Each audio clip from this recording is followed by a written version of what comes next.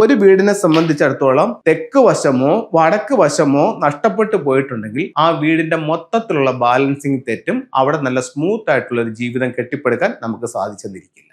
ദിക്കുകളെ പറ്റി എല്ലാവർക്കും നല്ല ധാരണയാണ്. ഒരു മൂലകളും നഷ്ടപ്പെട്ടു പോയിക്കൂടാ എന്നൊരു ബോധം ഇപ്പം എല്ലാവർക്കും ഉണ്ട്. ഇപ്പോൾ പല യൂട്യൂബിലേക്ക് തന്നെ പല വാസ്തുക്കാർ പല കാര്യങ്ങൾ പറയുന്നുണ്ട്. അപ്പോൾ അതനുസരിച്ചിട്ട് ഒരുപാട് ആൾക്കാർ ഇപ്പോൾ ഒരു ആൾ തന്നെ പല വീഡിയോകളും കാണുന്നുണ്ട്, ഒരു ധാരണയുണ്ട്. അപ്പം എനിക്ക് പറയാനുള്ളൊരു പ്രധാന കാരണം എന്ന് പറഞ്ഞു കഴിഞ്ഞാൽ 4 മൂലകളെ പറ്റി നമ്മൾ വളരെ സൂക്ഷ്മമായി പരിശോധിക്കുകയും അതിനെ നഷ്ടപ്പെടുത്താത്ത രീതിയിൽ വീടുകൾ നിങ്ങൾ ചെയ്യുകയും ചെയ്യുന്നുണ്ട്.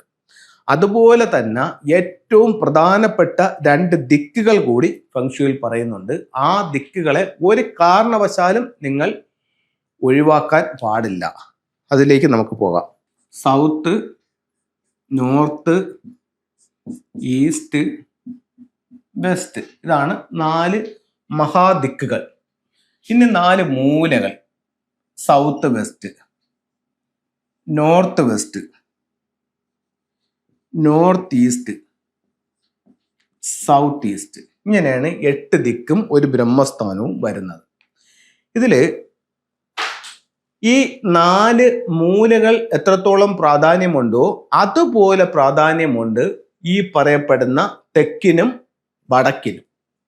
അപ്പൊ ഇപ്പോഴത്തെ ഒരു വീട് വെക്കുന്ന ഒരു ഫാഷൻ, ഒരു മോഡലൊക്കെ വെച്ചിട്ട് ഒരുപാട് ആൾക്കാർ ഒന്നുകിൽ നോർത്ത് മിസ് ചെയ്യുന്നുണ്ട്, അല്ലെങ്കിൽ സൗത്ത് മിസ് ചെയ്യുന്നുണ്ട്. ഞാനിവിടെ 2 സ്ഥലവും മിസ്സിംഗ് ആയിട്ട് വരച്ചിട്ടിട്ടാണ് ഇത് കാണിക്കുന്നത്. ഇവിടെ മിസ്സിംഗ് ആകരുതെന്ന് പറയുന്ന കാരണം എന്തെന്ന് ചോദിച്ചു കഴിഞ്ഞാൽ, ഫെങ്ഷു പ്രകാരം പഞ്ചഭൂതങ്ങളുടെ ഒരു ബാലൻസിങ് ഉണ്ട്. അതായത് 5 എലമെന്റ്സ്. ഈ പഞ്ചഭൂതങ്ങൾ കൊണ്ടാണ് ഈ പ്രപഞ്ചവും നമ്മുടെ ശരീരവും നിർമ്മിച്ചിരിക്കുന്നതെന്നാണ് പറയുന്നത്.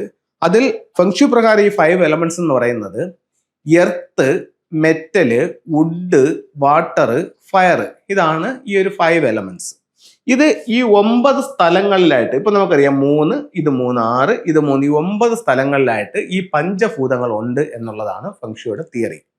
അപ്പോൾ അതിൽ ഈ 5 എലമെന്റ്സ് ഉണ്ടല്ലോ, അതിൽ 2 എലമെന്റ്സ്, അതായത് വാട്ടറും ഫയറും. ഇപ്പൊ നോർത്തിൽ വരുന്ന എലമെന്റ് എന്ന് പറയുന്നത് വാട്ടറാണ്, സൗത്തിലതോ ഫയർ. അപ്പം ഈ 2 എലമെന്റ്സ്, അതായത് ഫയർ, ഈ 9 സ്ഥലങ്ങളിൽ വേറൊരു സ്ഥലത്ത് ഫയർ ഇല്ല, സൗത്തിൽ മാത്രമേ ഫയർ ഉള്ളൂ. വാട്ടർ എന്ന് പറയുന്നത് ഈ 9 സ്ഥലങ്ങളിൽ വേറൊരു സ്ഥലത്ത് വാട്ടറും ഇല്ല, നോർത്തിൽ മാത്രമേ വാട്ടറും ഉള്ളൂ. അപ്പോൾ ഇപ്പൊ ഉദാഹരണത്തിന് ഞാൻ പറയാം. ഇപ്പൊ മെറ്റൽ ഉള്ളത് വെസ്റ്റിലുണ്ട്, വെസ്റ്റിൽ മെറ്റൽ ഉണ്ട്, നോർത്ത് വെസ്റ്റിലും മെറ്റലാണ്, നോർത്ത് വെസ്റ്റിലും മെറ്റൽ എനർജിയാണ്. ഇപ്പൊ ഉദാഹരണത്തിന് ഒരു വീടിനെ സംബന്ധിച്ചിടത്തോളം നോർത്ത് വെസ്റ്റ് മിസ്സിംഗ് ആയി എന്ന് കരുതുക. എന്നാലും ഈ പഞ്ചഭൂതങ്ങളുടെ ബാലൻസിങ്ങിന് തെറ്റ് വരുത്തില്ല. കാര്യം എന്താണ്? ഈ നോർത്ത് വെസ്റ്റ് മിസ്സിംഗ് ആണെങ്കിലും വെസ്റ്റിൽ ഈ മെറ്റൽ എനർജി കൊണ്ട്, ആ എനർജി കൊണ്ട് ഇതിനെ ബാലൻസ് ചെയ്യും ഒരു പരിധി വരെ. എന്നും പറഞ്ഞ് നിങ്ങളുടെ വീടിന്റെ വടക്ക് പടിഞ്ഞാറ് കളയാനല്ല ഞാൻ പറയുന്നത്, ഇതിന്റെ ബാലൻസിങ്ങിനെ പറ്റിയാണ് പറയുന്നത്. അപ്പൊ അങ്ങനെയാണെങ്കിൽ ഒരു പരിധി വരെ ഇത് ബാലൻസ്ഡ് ആയിക്കൊള്ളും. ഇനി മറ്റൊരു തിയറി, ഇവിടെ ഈസ്റ്റില് വുഡ് ഉണ്ട്, സൗത്ത് ഈസ്റ്റിലും വുഡ് എലമെന്റ് ആണ്. അപ്പോൾ ഇവിടെ ഈസ്റ്റോ സൗത്ത് ഈസ്റ്റോ നിങ്ങളുടെ വീടിന്റെ ദിക്ക് നഷ്ടപ്പെട്ടു പോയിട്ടാണ് നിങ്ങൾ വീട് വെച്ചിരിക്കുന്നതെന്നുണ്ടെങ്കിലും ഈ പഞ്ചഭൂതങ്ങളുടെ ബാലൻസിങ്ങിന് മിസ്റ്റേക്ക് വരില്ല. കാരണം ഈ വുഡ് എലമെന്റ് ഒന്നുകിൽ ഈസ്റ്റ് കൊണ്ട് ബാലൻസ് ആവും, അല്ലെങ്കിൽ സൗത്ത് ഈസ്റ്റ് കൊണ്ട് ബാലൻസ് ആവും. അതേസമയം ഈ പറയപ്പെടുന്ന ഫയർ എലമെന്റ് മറ്റൊരു ഡയറക്ഷൻസിൽ ഇല്ല, വാട്ടർ എലമെന്റും മറ്റൊരു ഡയറക്ഷൻസിൽ ഇല്ല.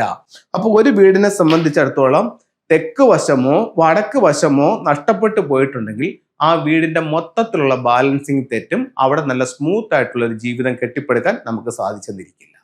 അപ്പൊ ഒരു കാരണവശാലും സൗത്തോ നോർത്തോ മിസ്സാകാൻ പാടില്ല.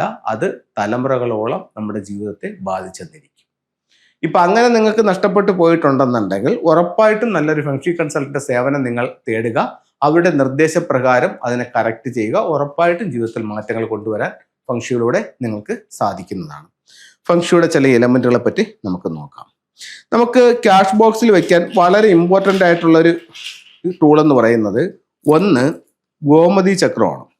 ഇത് ഗോമതി ചക്രമാണ്. ഇത് ഒരു 11 ഗോമതി ചക്രം ഒരു മഞ്ഞ പട്ട് തുണിയിൽ പൊതിഞ്ഞ് നമ്മുടെ ക്യാഷ് ബോക്സിൽ വെക്കാം. അതുപോലെ തന്നെ ഡ്രാഗൺ ടർട്ടിൽ, ഡ്രാഗന്റെ ഹെഡും ടോർട്ടോയ്സിന്റെ ബോഡിയുമുള്ള ഒരു സ്റ്റാച്യു ആണിത്. ഇത് നിങ്ങളുടെ വീടിന്റെ വടക്ക് വശത്ത് സൂക്ഷിക്കുന്നത് തൊഴിൽപരമായിട്ടുള്ള അഭിവൃദ്ധി ഉണ്ടാവും. കുട്ടികളുടെ വിദ്യാഭ്യാസപരമായിട്ടുള്ള പുരോഗതിക്ക് വേണ്ടി ഇത്തരത്തിലുള്ള ഒരു ഡ്രാഗൺ ഗേറ്റ് കുട്ടികളുടെ ബെഡ്റൂമിന്റെ ഡോറിന് പുറത്ത് വയ്ക്കുന്നത് നല്ലതാണ്.